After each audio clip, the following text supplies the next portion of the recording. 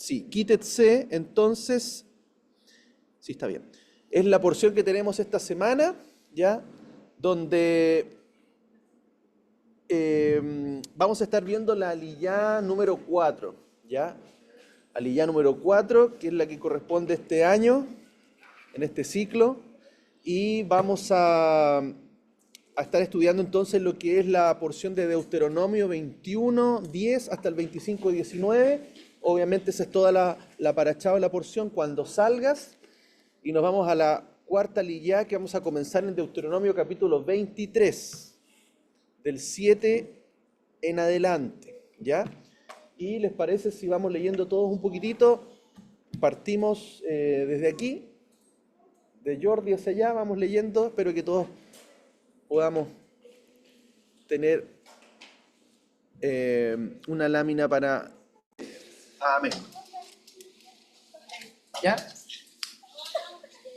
No abominarás al edomita, pues es tu hermano. No abominarás al egipcio, porque extranjero fuiste en su tierra. Los hijos que de ellos nazcan en la tercera generación no podrán entrar en la congregación. Podrán entrar en la congregación de Yahweh. Podrán entrar. Cuando salgas en campaña contra tus enemigos, te guardarás de toda cosa mala. Si alguno de los tuyos queda impuro por lo que sucede de noche, saldrá del campamento y no entrará en él.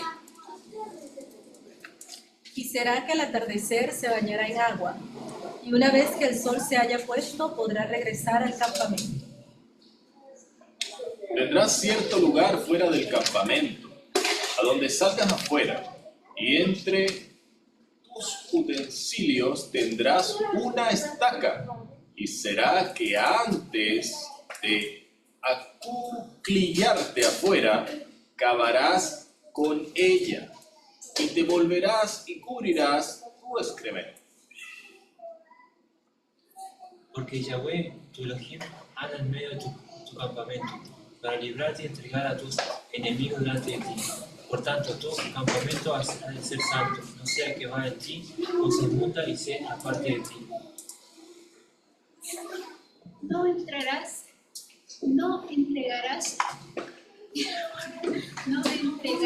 a tu amo el esclavo que habiendo huido de él se refugie contigo morará en medio de ti en el lugar que elija y bien le parezca no lo oprimirás. No habrá prostituta entre las hijas de Israel, ni habrá homosexual entre los hijos de Israel. No habrá iniciada entre las hijas de Israel, ni habrá iniciado entre los hijos de Israel. Con ningún voto harás entrar a la casa de Yahweh, tu Elohim, paga de prostituta, y salario de perro, porque ambos son abominación a Yahweh, tu Elohim. No prestarás con interés a tu hermano, interés por dinero, interés por comida, interés por cualquier cosa que produzca interés. Podrás prestar a interés al extranjero, pero a tu hermano no se lo exigirás, porque Adonai tu Elohim te bendiga, para que Adonai tu Elohim te bendiga en toda obra de tus manos, en la tierra donde vas para tomar posesión de ella. Cuando hagas algún voto a Adonai tu Elohim, no tardes en cumplirlo, porque ciertamente Adonai tu Elohim lo demandará de ti y te será pecado. Pero si te abstienes de formular votos, esto no te será pecado, mas lo que salga de tus labios lo guardarás y cumplirás conforme prometiste a Adonai tu Elohim, pagando la ofrenda que voluntariamente prometiste con tu boca. Amén. Justo, todos leímos una porción. Amén. Entonces vamos a ir revisando algunas cositas de esta aliyá, ¿cierto? Número 4. Y dice en primer lugar, no abominarás al edomita, o no despreciarás, rechazarás al edomita, pues es tu hermano. Y tampoco abominarás o despreciarás al egipcio, porque extranjero fuiste en su tierra. Amén. Entonces hay una diferencia aquí con lo que estaba mencionando anteriormente, ¿ya? porque ahí la Torá expone algo distinto para a los amonitas y los madianitas, ¿ya? Que quedan excluidos, dice, por lo menos hasta la 10ª generación, ¿ya? En la Biblia, ¿cierto? Las generaciones se estiman más o menos 40, 70, hasta 80 y 100 años, ¿ya? O sea, si nosotros sacamos una cuenta, podríamos hablar de entre 400 a 1000 años, ¿ya? En los cuales las generaciones de esos pueblos no iban a poder ser considerados, ¿ya? Había un juicio ahí. Esos juicios también tienen un tiempo, ¿ya? Pero acá está hablando de edomitas y también egipcios. Edom, ¿cierto? Es descendientes de Esaú, ¿ya? Y los egipcios son descendientes de Mitzraim, que eran hijos de Noé, ¿ya? También vemos allí cómo hay una conexión también entre Agar, que era egipcia, y Abraham. ¿Se acuerdan?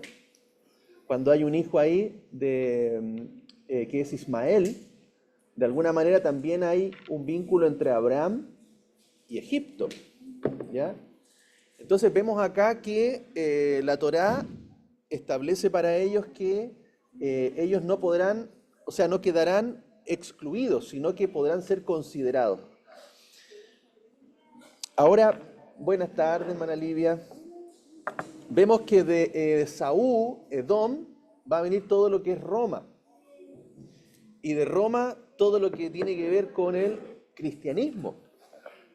Entonces, por lo tanto, aquí lo que está diciendo también en cierta interpretación es que el edomita puede ser también entendido como el pueblo cristiano. Los judíos no pueden aborrecer al cristiano por mucho daño que le hayan hecho. Muchos de los cristianos también son hermanos los que tienen el espíritu del Mesías. Entonces sabemos que hay mucho pueblo que está en el pueblo cristiano que también es considerado y va a ser considerado parte del pueblo, ¿ya? Entonces acá hay una puerta abierta para estos pueblos también, aun cuando sabemos que el pueblo de Israel sufrió mucho por parte de Roma, también por parte de los egipcios, pero aún así están considerados. Entonces interesante esa declaración. Ahora dice, los hijos que de ellos nazcan, en la 3ª generación podrán entrar en la congregación de Adonai. O sea, les da un tiempo también de 3 generaciones, para que de ahí en adelante ellos puedan ser incorporados también, todos aquellos que quieran entrar. Acá hay una cita, ya, dice Rachi, cita aquí las explicaciones del Sifri, dice, pero las otras naciones tienen derecho de entrar enseguida en la comunidad de Dios. Se deduce entonces que aquel que haga pecar a un hombre le causa más mal que aquel que le mate. Pues el asesino no causa sino la muerte en este mundo, mientras que el seductor, el que le hace caer en pecado, le excluye de este mundo y del mundo venidero. Así Edom, que ha salido a su encuentro con la espada en alto, no sería acreedor a su odio, ni tampoco los egipcios que los han ahogado, pero sus seductores sí lo serían. Entonces interesante esto porque de alguna manera una persona que mata a otro, ¿cierto? Solamente lo priva de este mundo, pero no del mundo venidero. Pero aquel que hace caer en pecado, lo está privando de ambos, ¿cierto? Y del mundo venidero. Entonces ahí hay por lo menos acá se considera como una forma de considerar una cosa más grave que otra en cierto aspecto, ¿ya? Obviamente no es que el asesinato sea algo liviano o menor, pero sí la connotación que tiene espiritualmente también para esa persona, ¿ya?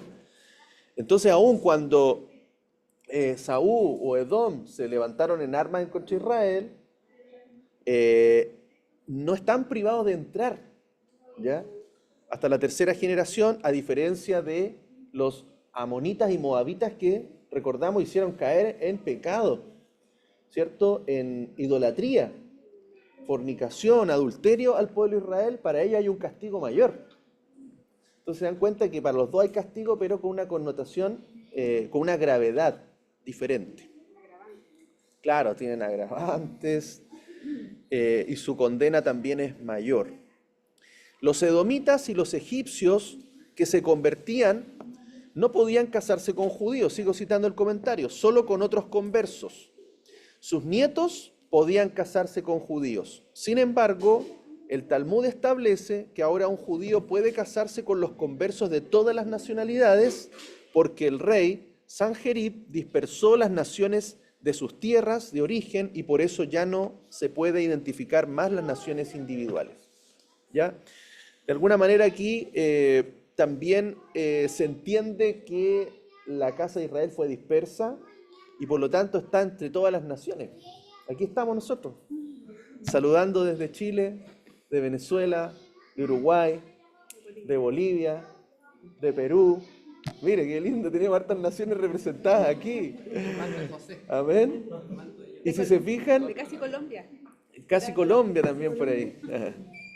Y vemos también que todas estas naciones hoy día también son consideradas con un acceso abierto. Sabemos que Yeshua, ¿cierto?, es la puerta de las ovejas y por lo tanto Él es la entrada para que podamos nosotros regresar, ser restaurada nuestra identidad en el pueblo de Dios, el pueblo de Israel. Después pasa a otro tema, porque esta parashá tiene diversos temas, diversas leyes que cambian a veces radicalmente. Después dice el versículo 9, cuando salgas en campaña contra tus enemigos, te guardarás de toda cosa mala. Aquí está en un contexto de cosas impuras, ¿ya? Cosas malas en el sentido que producen impurezas, ¿ya?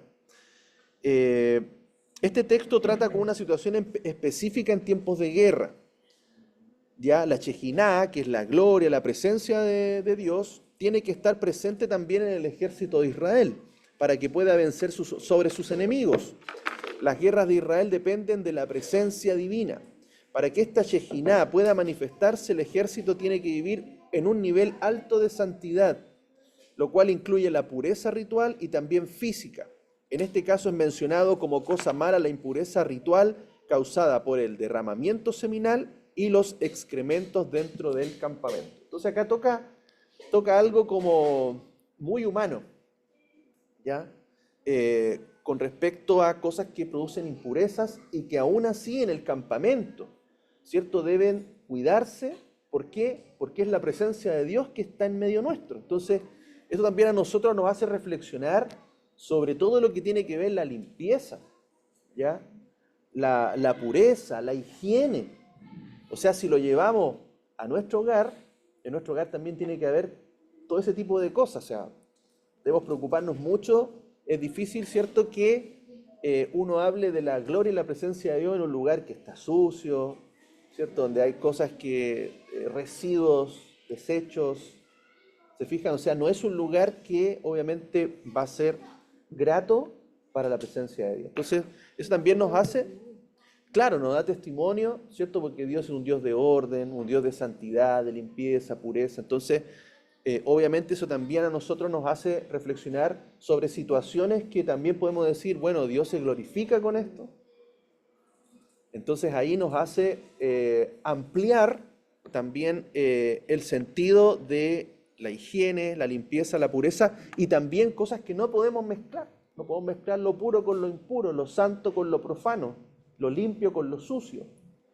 Entonces allí hay un principio que nosotros podemos aplicar en distintas situaciones de nuestra vida cotidiana, ¿ya? Como les decía, es algo muy humano.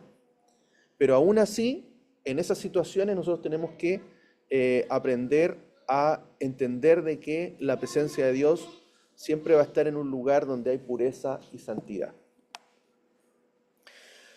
Para que Hashem pueda librarnos de los peligros, tenemos que vivir vidas intachables, no alcanzables para el enemigo. La santidad es la mejor defensa que tenemos. La maldad abre brecha en la defensa espiritual que rodea a los justos. Por lo tanto, cuando hay luchas en nuestras vidas, tenemos que cuidarnos de una manera especial para que el enemigo no tenga motivos para acusarnos y dañarnos.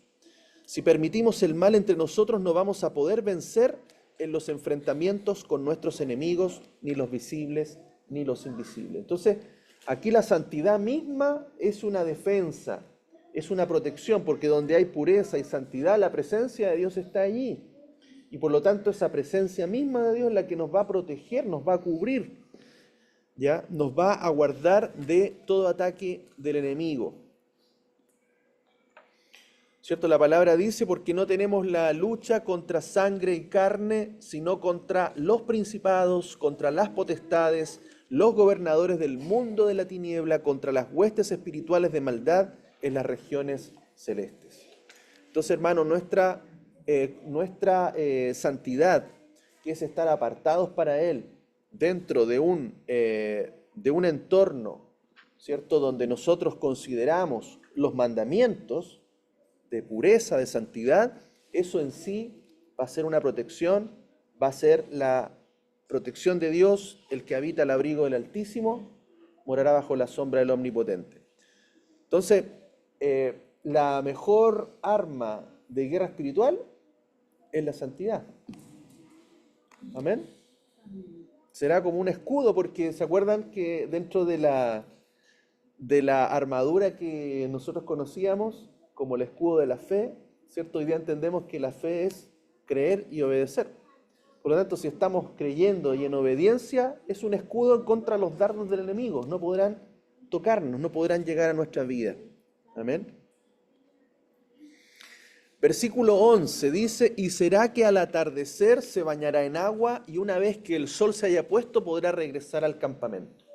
En este caso, impureza, ¿cierto?, por derramamiento seminal y excremento, desechos biológicos, ya debían siempre estar apartados del campamento, y una persona que estuviera en una situación de impureza debía salir del campamento durante ese día y al atardecer tenía que sumergirse en un baño de agua, ¿cierto? Es un baño, no es un baño solamente de higiene físico, que por supuesto es, pero además tiene un sentido de limpieza espiritual, ¿ya? Entonces, por eso ambas cosas van juntas, ¿ya?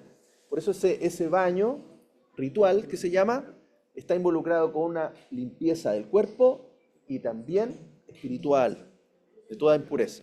Por lo tanto, a la puesta del sol debía sumergirse y después de la puesta del sol ya podía reincorporarse al campamento. Esa medida, ¿cierto?, la hemos visto en distintas situaciones. La vemos también cuando la mujer está terminando su periodo, en el día 8º, también tiene que hacer su purificación.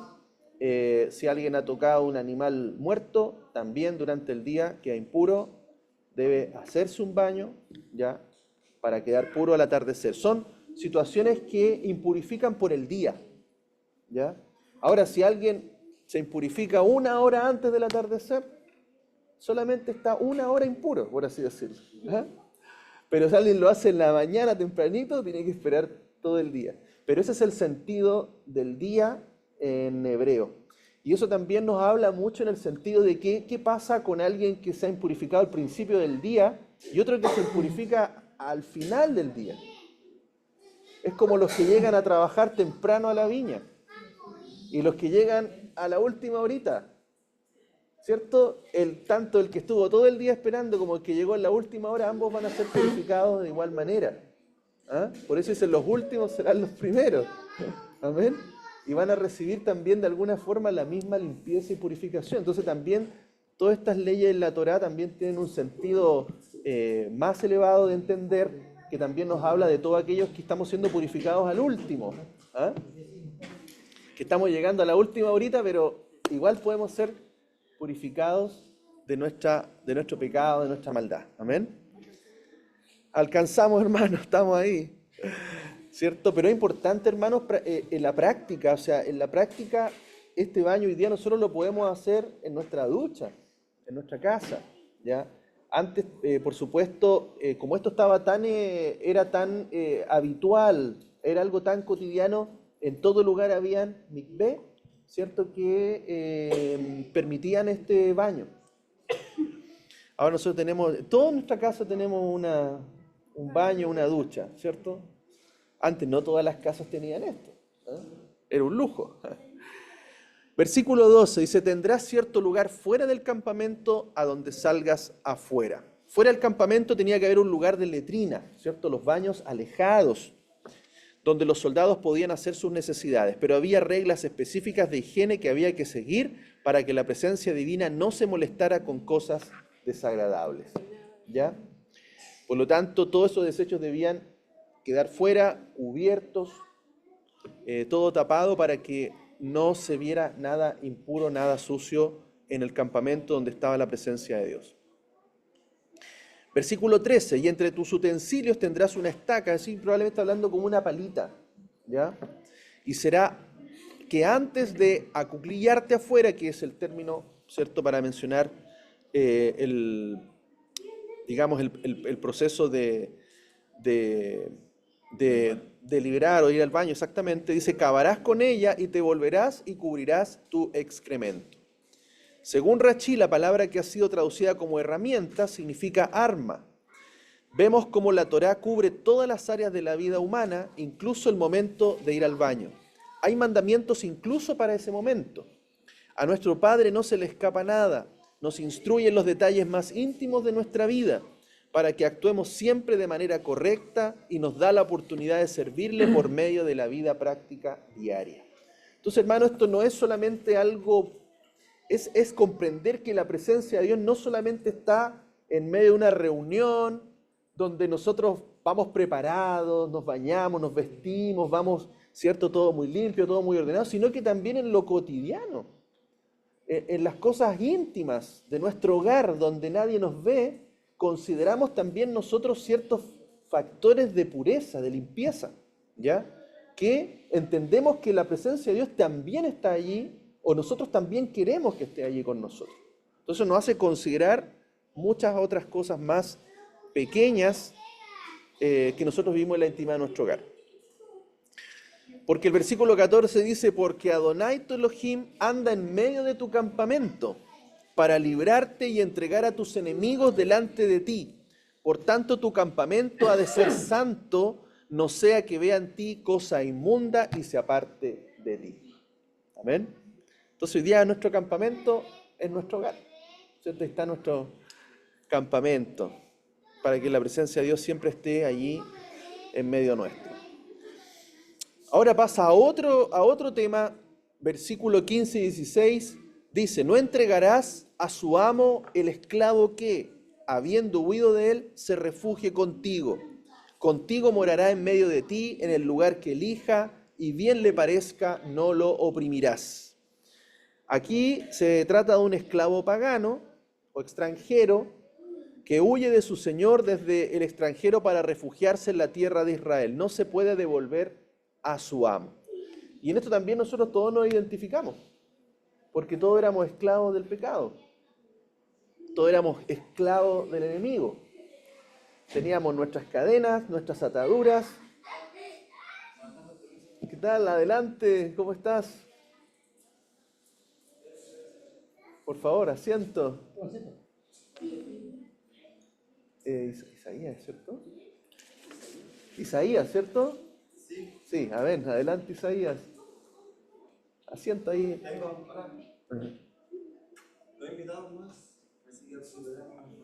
Sí, pongamos aquí más sillitas, ¿ah? Pero mira, donde caben.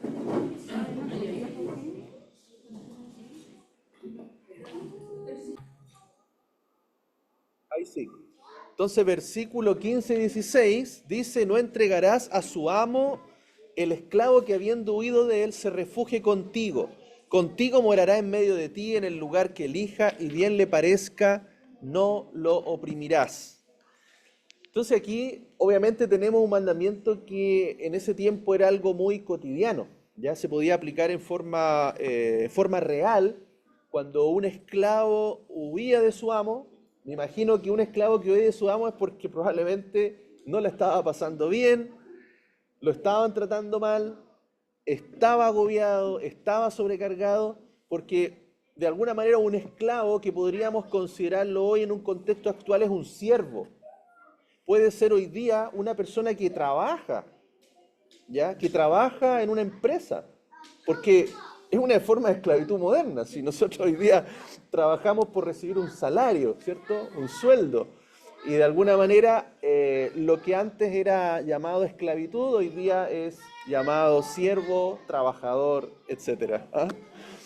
Pero entonces vemos de que si una persona que trabajaba para alguien no estaba siendo bien tratada y huía, podía ser recibido por otra persona, y esta persona en estas condiciones no la podía rechazar, tenía que protegerlo, ¿ya? Porque obviamente un esclavo, un siervo, un trabajador que está en buenas condiciones no se va a querer ir de su trabajo, ¿ya? ¿Cierto? Todos nosotros en algún momento quizás nos fuimos de un lugar porque no nos gustó, nos trataron mal y buscamos una opción mejor, ¿ah? Un mejor sueldo, un mejor trabajo, algo que me guste, donde me traten bien, donde el ambiente sea bueno. Entonces ese mismo principio aquí la Torá nos está enseñando también que nosotros ahora, como esclavos que éramos del pecado, y por ser pecadores éramos esclavos del pecado y esclavos del enemigo. Entonces, ¿qué hicimos nosotros? Todos hemos huido, ¿ah? Hemos huido de esa esclavitud, no la queremos más, nos ha costado caro, la hemos pasado mal, hemos sufrido, ¿cierto? Y de alguna forma como esclavos hemos salido buscando ¿a quién? Un nuevo amo. ¿Quién es ese amo? Yeshua. Amén. Y por lo tanto nos hemos acercado a él y la Torá dice que si alguien ha huido de su amo anterior, no puede ser rechazado, tiene que ser refugiado, recibido ahora por un nuevo amo. Por eso ahora ya antes éramos esclavos del pecado, ahora somos esclavos del Señor. Amén. Entonces ahí tenemos, ¿cierto?, un entendimiento, podríamos decirlo, remés, ¿cierto? En un nivel de entendimiento aplicado a nuestra vida. ¿Ya? Ahora también hay una situación en el libro de Filemón, donde Pablo allí con Onésimo, ¿cierto?, no aplica esto porque dice que él no huyó del extranjero para refugiarse en la tierra de Israel y por lo tanto el apóstol Pablo lo devuelve a su amo. ¿Ya? Y ahí está el pasaje, dice aquí Filemón 1, versículo 10 en adelante: mi petición a ti concierne mi hijo Onésimo, de quien me hice padre estando en prisión. Su nombre quiere decir útil, y a pesar de que en un tiempo era inservible para ti, ahora se ha hecho muy útil, no solo para ti, sino para mí. Así que regresándolo a ti, te mando parte de mi corazón. Yo hubiera querido con mucho amor retenerlo a mi lado para que me sirviera en tu lugar, mientras estoy en prisión por causa de las buenas noticias. Quizás la razón por la que se separó de ti por un tiempo breve fue para que le pudieras tener de vuelta para siempre. No más como esclavo, sino como un esclavo, sino más que un esclavo, como un amado hermano.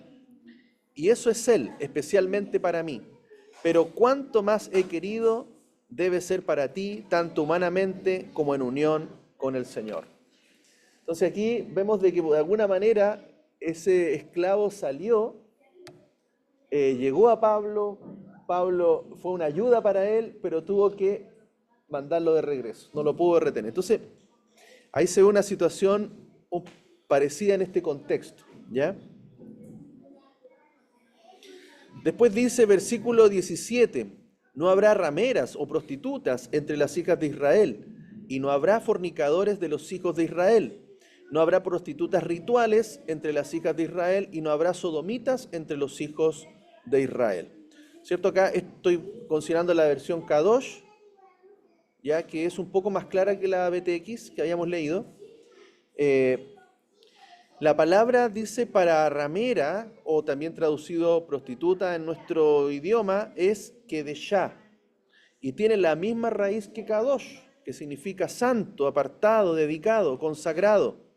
De esto aprendemos que la santidad no es en primer lugar algo que tiene que ver con pureza moral, sino con una consagración. En el caso de la ramera y el sodomita, en hebreo Kedesh, se trata de personas que están dedicadas al culto pagano, ofreciendo sus cuerpos para la depravación sexual. Ellos están dedicados a sus dioses y por eso su nombre tiene que ver con la palabra Kadosh. Porque entendemos que la palabra Kadosh en hebreo es santo en nuestro idioma. Y santo significa apartado, ¿ya? O consagrado. Entonces, así como hay personas consagradas, ¿cierto? Para el Señor, para Adonai, nuestro Elohim, también hay otros que son considerados paganos que están consagrados a sus dioses, ¿ya? Entonces, por lo tanto, vemos de que hay una íntima relación entre los pecados de inmoralidad con la idolatría, ¿ya?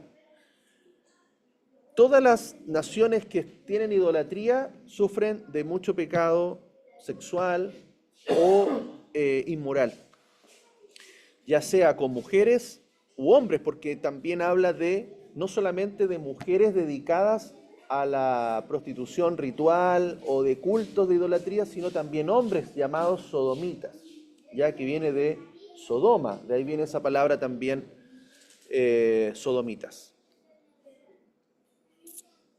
También sigue diciendo, versículo 18, no traerás las ganancias de una prostituta ni el precio de un perro o sodomita.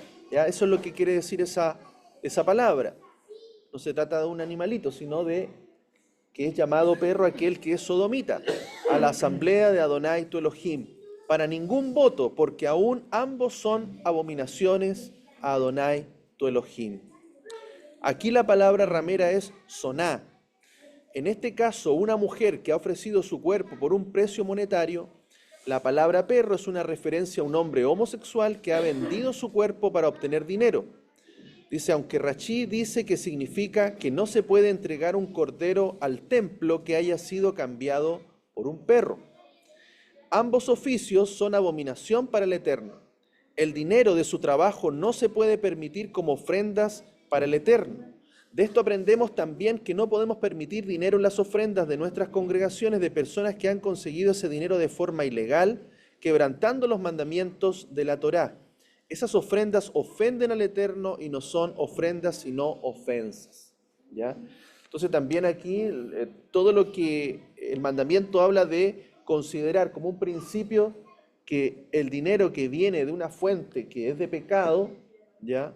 Cualquiera sea, no puede ser recibida, ya no puede ser considerada, ¿cierto? Sabemos que por ahí hemos escuchado muchas congregaciones que reciben ofrendas, por ejemplo, de los narcos, por ejemplo. Hay mafias y grupos narcos poderosísimos que, lo hemos sabido, construyen ciudades, pueblos, hacen cosas de bien para la gente, ¿cierto? Reparten alimentos, pero incluso hasta ayudan a iglesias, hacen obra social con ese dinero. Pero eso no sería bien recibido delante de Dios. Entonces, de alguna manera, nos hace también entender que nosotros no podemos tener ninguna condición que genere ingresos mal habidos. Y por lo tanto, no los podríamos eso jamás entregar como ofrenda. ¿Ya? Pasa también ahora a otro mandamiento que dice, no prestarás con interés o con usura a tu hermano.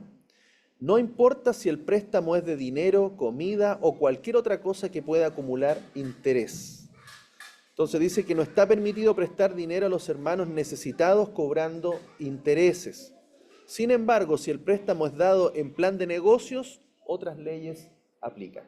Si hay alguien que está en necesidad y necesita, ¿cierto? Se le debe prestar, se le debe ayudar y no pedirle interés a cambio. Ahora, dice acá, probablemente si alguien quiere emprender un negocio, ¿ya? Es muy distinto el préstamo, ¿ya? Y ahí sí se podría considerar ciertos intereses. Eso obviamente es la interpretación también que hay hoy día, actualmente. Obviamente, si usted considera a su hermano, le puede prestar sin interés. Pero sobre todo aquel que tenga necesidad, se le debe ayudar.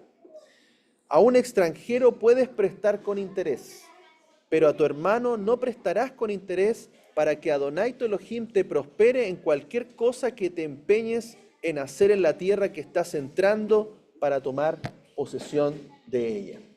Entonces, en este caso, a pueblos extranjeros sí se les puede prestar con interés. Y de ahí sale, por ejemplo, que muchos, y principalmente los bancos vienen de orígenes judíos, porque ellos se dedicaron, en entendimiento a esto, a prestar dinero. Y de ahí nacieron muchos banqueros, muchas casas de préstamo que en el fondo generaban ganancias con el interés. Esto obviamente se podía hacer a otras naciones, a otros pueblos, pero no a los de su mismo pueblo, ¿ya? Por eso también hay mucha ayuda. Se ayudan mucho entre hermanos judíos, se ayudan mucho en los negocios. Bueno, y hay muchos de ellos que tienen hoy día tremendas empresas, poderosísimas, grandes holdings, grandes marcas o corporaciones también que son a la vez dueñas de muchas otras empresas, ¿ya? Porque de alguna forma viene en este principio, ¿ya? Que tú prestes y que no pidas prestado. Entonces desarrollaron mucho de esa habilidad también en los negocios. Y porque también hay una promesa que dice